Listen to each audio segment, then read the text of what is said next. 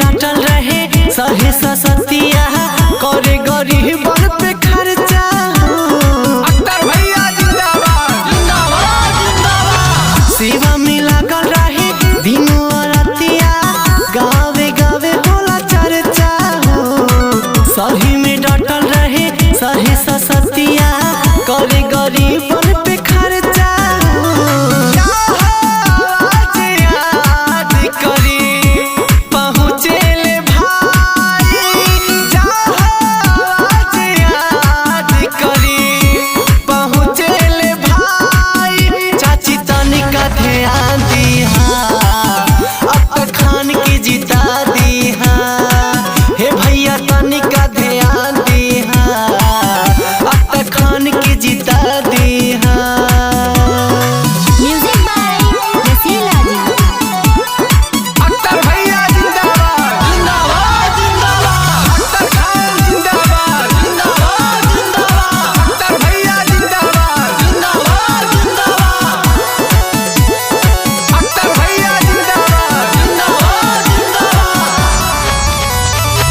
Ward number 13 से दिहा जिताई जिला पंचायत के चुनौआ हो।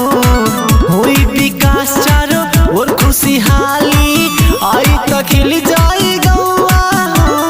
अख्तर भैया जिंदाबाद जिंदाबाद जिंदाबाद। वार्ड नंबर 13 से दिहा जिताई जिला पंचायत के चुनौआ हो। हुई विकास चारों और खुशहाली आई तो खिल जाई गौआ हो। कहले गुहार भाई राणा सुधीर हो।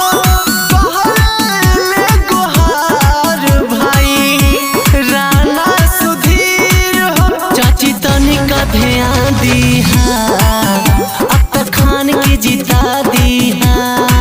हे दीदी तनिका ध्यान दीहा अख्तर भैया के